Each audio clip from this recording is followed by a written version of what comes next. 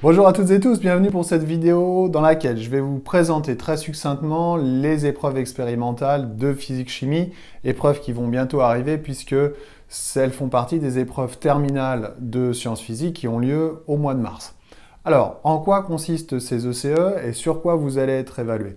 Ces ECE, ces épreuves de capacité expérimentale, sont donc des épreuves expérimentales qui durent 1 heure. Ça signifie que vous devrez réaliser une activité expérimentale en 1 heure comprenant le temps de lecture, bien entendu, du sujet et le temps de rangement de la paillasse. Donc vous arrivez dans votre salle, vous découvrez votre sujet et vous avez 1 heure pour remplir l'énoncé qui est destiné au candidat, ranger votre paillasse et rendre votre copie.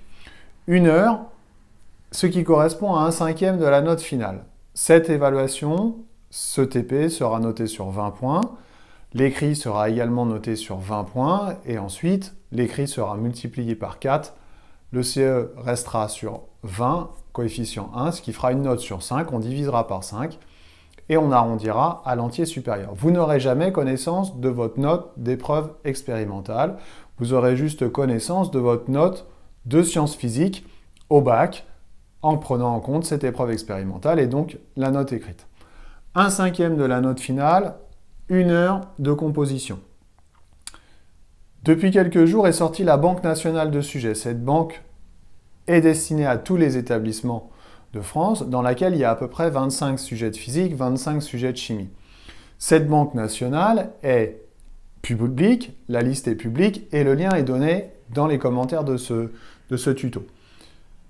Parmi ces 50 sujets, votre lycée va faire une certaine sélection. Cette sélection, elle est faite par vos enseignants en fonction de vos avancées sur le programme et en fonction du matériel qui est disponible. Tout le monde ne peut pas faire les mêmes sujets parce que vous n'avez pas tous le même matériel.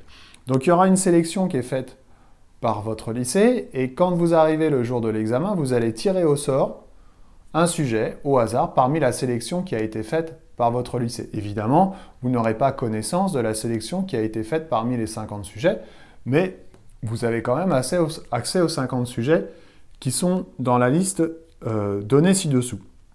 Quelles sont les compétences qui sont évaluées le jour de l'examen et le jour de cette épreuve expérimentale? On va évaluer vos capacités d'analyse. C'est un énoncé ou ce seront des énoncés avec pas mal de documents. Il va falloir analyser ces documents, en sortir des informations, extraire des informations, donc s'approprier les documents, et puis parfois élaborer une problématique ou élaborer un protocole. Dans un deuxième temps, vous devrez réaliser ce protocole. Dans un troisième temps, vous devrez valider votre protocole en comparant à une législation ou à un document qui est donné dans l'énoncé.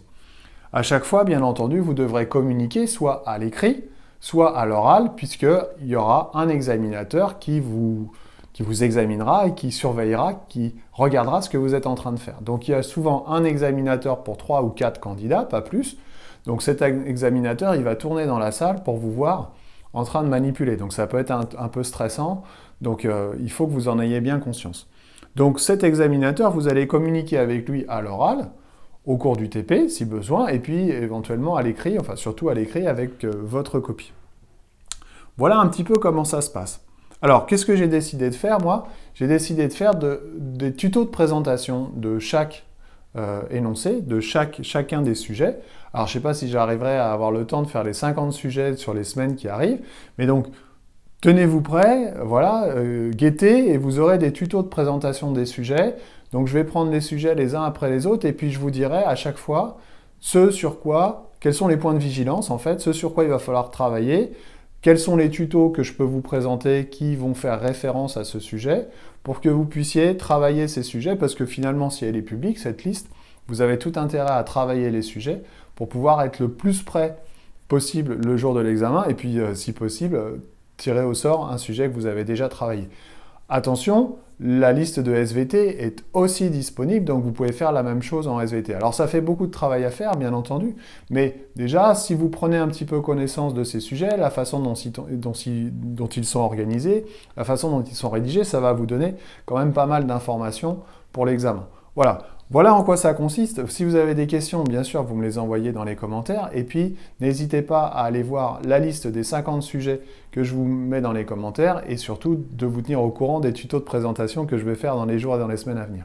Voilà, je vous dis à bientôt. Bon courage pour la suite et pour les révisions et à bientôt pour d'autres tutos. Bye bye.